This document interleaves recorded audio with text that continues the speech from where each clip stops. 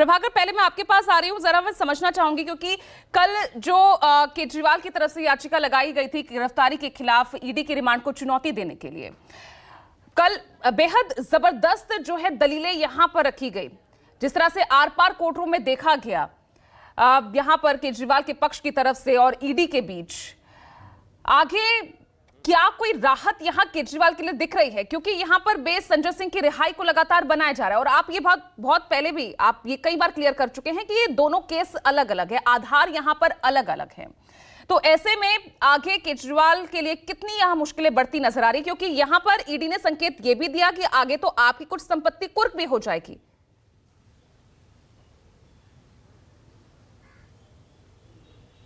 देखिए, जब भी दिल्ली के इस कथित शराब कांड की बात होती है तो मैं हमेशा ये बात कहता हूं कि इस कांड के, इस मामले के दो पहलू हैं, एक कानूनी पहलू और दूसरा सियासी पहलू। तो इसको दोनों को जब घालमेल किया जाता है, दोनों को मिलाने की कोशिश होती है, तो जनता कंफ्यूज होती है, आप कंफ्यूज हो जाते हैं, हम भी कंफ्यूज हो जाते हैं,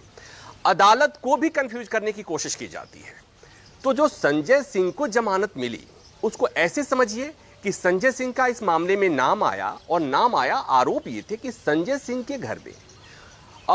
पैसे का लेन देन हुआ, 2 करोड़ रुपए लेन देन हुए। संजय सिंह डायरेक्ट इन्वॉल्व नहीं थे, उनके घर पर यह लेन देन हुआ था और इसी आधार पर संजय सिंह की गिरफ्तारी हुई थी।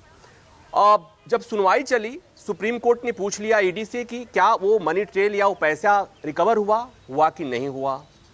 तो फिर अगर नहीं हुआ तो पिछले 6 महीना से सलाखों के पीछे हैं संजय सिंह, आप उनकी जमानत का विरोध कैसे कर रहे हैं? और अगर आप विरोध करेंगे तो फिर हमें प्रिवेंशन ऑफ करप्शन, माफ कीजिएगा, prevention of money laundering act, जिसमें यह प्रावधान है कि जमानत की दो ही कंडीशन में जमानत दी जा सकती है। वो पहला कंडीशन ये होता है कि आरोपी प्राइमा फेसाई आरोपी पर ये साबित कर पाता है कि वो दोषी नहीं है, और दूसरा ये कि वो भविष्य में इस तरह का कोई अपराध नहीं करेगा। तो कोर्ट ने कहा कि फिर हमें उस तरह का आदेश देना पड़ेगा कि संजय सिंह के खिलाफ प्राइमा फेसाई कोई आरोप सिद्ध नहीं हो रहा है, और अगर हमने ऐसा किया तब जाकर ये जो पूरी जो भ्रष्टाचार की थ्योरी है, घोटाले की थ्योरी है, वो ध्वस्त हो जाएगी, फिर आपको दिक्कत हो जाएगी ट्रायल कोर्ट में। और फिर संजय सिंह की जमानत का विरोध ईडी ने नहीं किया और संजय सिंह को जमानत मिल गई। लेकिन अरविंद केजरीवाल और मनीष सिसोदिया का मामला अलग है। भले ही कांड एक ही है, भले ही आरोप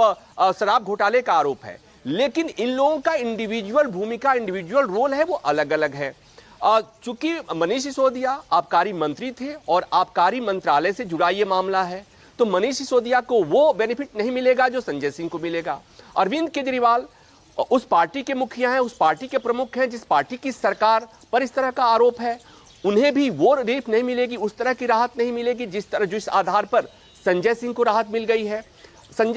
मनीष सिसोदिया को इस आधार पर राहत जरूर मिल सकती है कि सुप्रीम कोर्ट में जब वो आए थे, उन्होंने कहा कि 6 महीना में अगर ट्रायल पूरा नहीं होगा तो आप जमानत का एप्लीकेशन लगा सकते हैं। तो इस आधार पर संजय सिंह,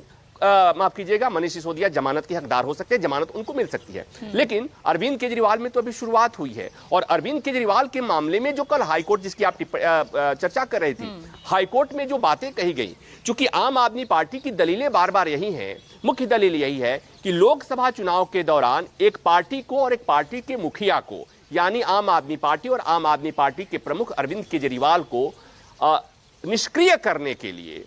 ये गिरफ्तारी की गई है। इस तरह के आरोप लगाए गए हैं ताकि वो इस लोकसभा चुनाव में पार्टी निष्क्रिय हो जाए और अरविंद केजरीवाल निष्क्रिय हो जाएं। और इस आधार पर यह कहा गया कि अगर ऐसा हो जाता है तो ये बेसिकली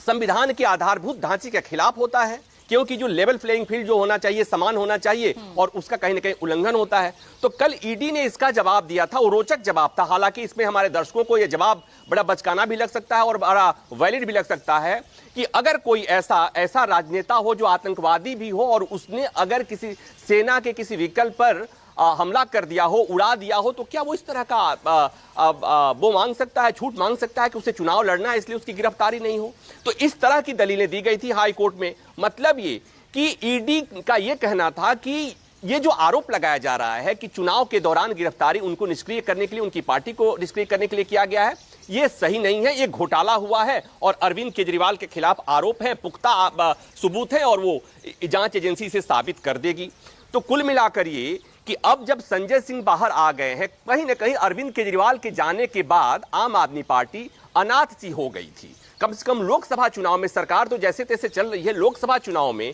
कौन कैंपेन करता, कौन जाता, देश भर में घूमता। तो संजय सिंह के आने से एक चीज हुई है, संजय सिंह को व्यक्तिगत राहत तो मिली हुई, आम आदमी पार्टी को पार्टी को राहत मिली है, और इसके साथ साथ इंडिया गठबंधन को भी राहत मिली है इस लिहाज से कि अब इंडिया गठबंधन को एक स्टार प्रचारक मिल गया है। वो ऐसा स्टार प्रचारक जो जेल में जाने के पहले काफी आक्रामक था, जो केंद्र सरकार के खिलाफ संजय सिंह बहुत वोकल थे, बहुत तल्ख टिप्पणियां करते थे, और अब तो 6 महीना जेल से बाहर आए हैं और उसे इस तरह से कहा जा रहा है कि दरअसल उनके खिलाफ अब तक कोई सबूत नहीं मिले इस कथित शराब घोटाले में, तो ये बात वो कहेंगे। तो इसका फायदा जो संजय सिंह के बाहर आने से उनकी पार्टी को कितना फायदा होगा, निश्चित तौर पर फायदा हुआ है, पार्टी को बूस्ट मिली है। और लेकिन इंडिया गठबंधन को, विपक्ष को निश्चित तौर पर बहुत फायदा हुआ है, इसलिए कि संजय सिंह को रात बोलते हुए लोगों ने सुना होगा। अब संजय सिंह जहां भी जाएंगे वो एक स्टार प्रचारक के तौर पर, चूंकि बार बार ऑपोजिशन यही तो आरोप लगाता रहा है